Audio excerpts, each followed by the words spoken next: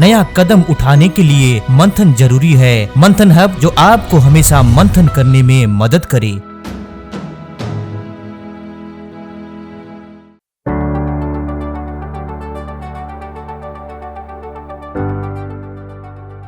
नमस्कार दोस्तों, आज की वीडियो में हम बहुत ही इंटरेस्टिंग और रहस्यमयी जानकारी देने जा रहे हैं। जो भाग्यवान होगा वही इस वीडियो को अंत तक देखेगा और इस वीडियो की जानकारी को अपने जीवन में इम्प्लीमेंट करेगा।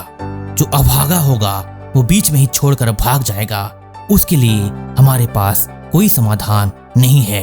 इसलिए अपनी बुद्धि का इस्तेमाल करें, धैर्य से इस वीडियो को अंत तक देखें। दोस्तों, आज से ठीक 1.5 साल पहले अर्थात 2019 जनवरी से लेकर मार्च तक प्रयागराज में कुंभ मेला हुआ था। उस मेले में चारों तरफ से साधु संत, नागा साधु, अघोरी साधु, सन्यासी और बड़े बड़े सिद्ध पुरुष आए थे। हम भी उस कुंभ मेला में कुछ बड़े उद्देश्य को लेकर गए थे। उस कुंभ मेले में हमारी मुलाकात एक सिद्ध पुरुष से होती है जो हिमालय से आए थे।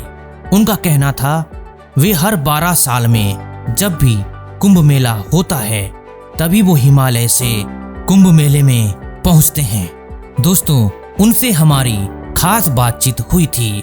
उस बातचीत में हमने उनको क्या पूछा था और उन्होंने क्या जवाब दिया था, ये जानने से पहले हम साफ कर देना चाहते हैं, समाज में कुछ बड़ा परिवर्तन करने के लिए आपके जीवन में आध्यात्मिक शक्ति का होना आवश्यक है। बिना आध्यात्मिक शक्ति आप समाज में बड़ा परिवर्तन कभी भी नहीं कर सकते। इस बात को जानने के बाद भी हम उनसे कुछ सुनना चाहते थे। उनको हमने पूछा था, महाराज जी, हम कुछ बड़ा उद्देश्य लेकर आए हैं। हम समाज में कुछ परिवर्तन करना चाहते हैं। हमारे देश में युवाओं का नैतिक पतन हो रहा है, युवाओं का चरित्र बिगड़ता जा रहा है, युवा अपनी यौवन शक्ति को खोते जा रहे हैं। इसके लिए हम युवाओं के जीवन में ब्रह्मचर्य के ज्ञान का प्रचार करना चाहते हैं, उन्हें एक नई दिशा दिखाना चाहते हैं। आजकल युवाओं में तरह तरह की बीमारियां लग गई है, उसकी एक ही वजह है, वो है अत्यधिक वीर्यनाश। हम चाहते हैं युवाओं को इस दलदल से निकालें।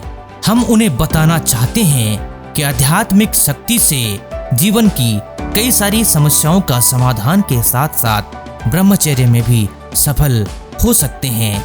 महाराज जी, ऐसा कोई तरीका है, ऐसा कोई रास्ता है जिससे हम बहुत ही तेजी से आध्यात्मिक रूप से उन्नति कर सकें और परफेक्शन लेवल तक पहुंच सकें? दोस्तों, हिमालय के साधु ने जवाब दिया, मैं तुम्हारे आने से पहले ही तुम्हें समझ चुका था। मैं ये भी जानता था कि तुम मुझे क्या पूछोगे। अब तुम्हारे सामने मैं जो रहस्य खोलने जा रहा हूँ, ये रहस्य कोई छुपा हुआ नहीं है, ये रहस्य है अमृत वेला का। इस रहस्य को प्राचीन ऋषि मुनि अच्छी तरह जानते थे, इसीलिए इस समय का ज्यादा से ज्यादा सदुपयोग करते थे। इस रहस्य को आज के समय में सिख धर्म में अच्छी तरह जानते हैं, इसीलिए सिख धर्म ग्रंथ जपजी साहिब और गुरु ग्रंथ साहिब में अमृत वेला के बारे में बताया गया है। अब मुझसे सुनो ये रहस्य। रात के 2 बजे से लेकर के 4 बजे तक अमृत वेला का समय होता है। 3 से 4 बजे के बीच में आध्यात्मिक स्पंदन अर्थात स्पिरिचुअल वाइब्रेशन बहुत ज्यादा होता है, इसलिए इस समय में अधिक से अधिक साधु स्वभाव के लोग, आध्यात्मिक व्यक्ति जगते हैं और इसका लाभ उठाते हैं। 4 बजे से लेकर के सूर्योदय के आधे घंटे पहले तक ब्रह्म मुहूर्त होता है। साधारण मनुष्य ब्रह्म मुहूर्त का फायदा उठाकर जल्दी आध्यात्मिक उन्नति कर सकता है, लेकिन जिसको बहुत ही तेजी से स्पिरिचुअल ब्लेसिंग्स के साथ आध्यात्मिक उन्नति करनी है, उसे 3 से 4 बजे के बीच में उठना पड़ेगा। लेकिन ये बहुत ही मुश्किल काम है। जब कोई 3 से 4 बजे के बीच में उठने की कोशिश करता है वातावरण में मौजूद नेगेटिव एनर्जी उसे उठने नहीं देते हैं। अगर उठ भी गया तो उसे बहुत नींद आती है और व्यक्ति फिर से सो जाता है। इस समय पर वायुमंडल में और आकाश में एक गजब की घटना घटती है जो कोई नहीं जानता है। जो आप कुंभ मेले में सन्यासियों को, सिद्ध पुरुषों को देख रहे हो, ऐसे और भी सिद्ध पुरुष हैं जो यहाँ मौजूद हैं लेकिन आपको दिखाई नहीं दे रहे हैं। ऐसे अदृश्य सिद्ध योगी इस समय उठ जाते हैं और वायुमंडल में, आकाश मार्ग में विचरण करते हैं और ये देखते हैं कि कौन कौन इस समय उठकर आध्यात्मिक अभ्यास कर रहा है। उसके अलावा अलग अलग डायमेंशन से, करोड़ों लाइट ईयर्स की दूरी से सकारात्मक शक्तियां इन सिद्ध पुरुषों से मिलने आते हैं और वायुमंडल में, आकाश में एक तरह का मेला होता है। इस वाइब्रेशन का फायदा सिर्फ कुछ ही लोगों को ही हो पाता है जो इस रहस्य को जानते हैं। दुनिया में सिर्फ 2% ऐसे लोग हैं जो आध्यात्मिक अभ्यास के लिए 3 से 4 बजे के बीच जगते हैं। उनमें से सिर्फ 1% लोगों को ही वास्तविक फायदा मिल पाता है, क्योंकि उन्हें इस रहस्य का ज्ञान होता है और वे स्पिरिचुअल वाइब्रेशन और स्पिरिचुअल ब्लेसिंग्स का वास्तविक फायदा उठा पाते हैं। दोस्तों, अब ध्यान से सुने। हिमालय के योगी ने हमें एक योग सिखाया है। वो योग हम आपके सामने खोलने जा रहे हैं। हम ये जानते हैं इस योग का फायदा सब उठा नहीं पाएंगे, क्योंकि सब लोग 3 से 4 बजे के बीच में अमृत वेला में जग नहीं पाते हैं। फिर भी आप इसे ब्रह्म मुहूर्त अर्थात 4 बजे के बाद इसका अभ्यास कर सकते हैं। दोस्तों, जब भी आपकी नींद अमृत वेला में खुल जाए, अर्थात 2 से लेकर के 4 बजे के बीच में किसी कारण से नींद खुल जाए और आपको उठने का भी मन नहीं है, फिर भी ये योग आप कर सकते हैं। जो उठना चाहते हैं वे 3 से 4 बजे के बीच ही उठें। जो उठना नहीं चाहते हैं वो अपने बिस्तर पर ही ये योग करें। अमृत वेला में इस योग को करने के बाद भी आप 1 से 1.5 घंटे तक सो सकते हैं। जब भी आपकी अमृत वेला में नींद खुल जाए, आप बिस्तर पर तुरंत बैठ जाएं। नींद की हालत में भी आप बैठे रहें।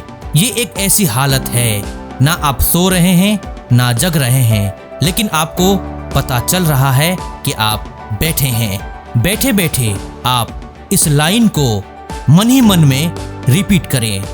मैं अमृत वेला का आध्यात्मिक अमृत पीना चाहता हूँ। मैं अमृत वेला का आध्यात्मिक अमृत पीना चाहता हूँ। इस तरह आप मन ही मन में 7 बार बोलें और अपने इष्ट देव का स्मरण करें। इसके बाद आपके साथ एक घटना घटेगी जिसके बारे में आप नहीं जानते हैं, ना कभी आप जान पाएंगे। अमृत वेला में जब आप अपने इष्ट देव को याद करते हैं तो आपके तरफ वायुमंडल में मौजूद, आकाश में मौजूद स्पिरिचुअल एंटिटीज, पॉजिटिव एनर्जी आकर्षित होती है। उसके साथ साथ जो भी सिद्ध पुरुष, पॉजिटिव आत्माएं हैं वो भी आपकी तरफ आकर्षित होते हैं। इसी कारण से आपका स्पिरिचुअल वाइब्रेशन और उनका स्पिरिचुअल वाइब्रेशन एक हो जाता है और आपको स्पिरिचुअल ब्लेसिंग्स मिलती है। इसी ब्लेसिंग्स की मदद से आप बहुत ही तेजी से आध्यात्मिक उन्नति करते हैं। इसीलिए अमृत वेला में जो आध्यात्मिक उन्नति होती है इसे अमृतपान भी कहा जाता है। अगर आपकी इच्छा है तो आप इष्ट देव का स्मरण करते हुए इस प्रक्रिया को आप इमेजिन भी कर सकते हैं। इस तरह स्पिरिचुअल इमेजिनेशन से भी आपको बहुत ही तेजी से लाभ होगा। इस तरह बैठे बैठे योग चिंतन करते वक्त अगर आपको फिर से नींद आ जाती है तो आप 1 से 1.5 घंटा सो सकते हैं। आप चाहें तो उठकर फ्रेश होकर बाकी योग भी कर सकते हैं, जैसा हमने इस प्लेलिस्ट में बताया है। दोस्तों, जो लोग इस तरह अमृत वेला में योग रूपी अमृत पान करेंगे उनके साथ क्या होगा। हर व्यक्ति का अपना एक स्पिरिचुअल लेवल होता है जिसके बारे में ऐसे सारे द्वारा लिखित इस आर्टिकल में है। आपका भी स्पिरिचुअल लेवल है। अगर आप अमृत वेला में या ब्रह्म मुहूर्त में उठकर इस तरह अलग अलग प्रकार के योग करते हैं, इष्ट देव का स्मरण करते हैं, तो आपका स्पिरिचुअल लेवल ऊपर जाने लगता है। अर्थात आप नीचे से ऊपर जाने में आपको ज्यादा समय नहीं लगेगा। जैसे जैसे आपका स्पिरिचुअल लेवल बढ़ता जाएगा, आपके अंदर आध्यात्मिक सूझबूझ बढ़ती जाएगी। आपके अंदर अलग अलग प्रकार की आध्यात्मिक क्वालिटीज डेवलप होती जाएगी। आपके जीवन की कई सारी समस्याओं के समाधान के लिए एक आध्यात्मिक मदद मिलती जाएगी। आपके जीवन के बहुत सारे साधारण काम भी आध्यात्मिक मदद से होते जाएंगे। ये है अमृत वेला का अमृतपान। सिर्फ भाग्यवान व्यक्ति ही इस अमृत को पी सकता है। जिसने पिया है सिर्फ वही जान सकता है इस अमृत का मधुर स्वाद।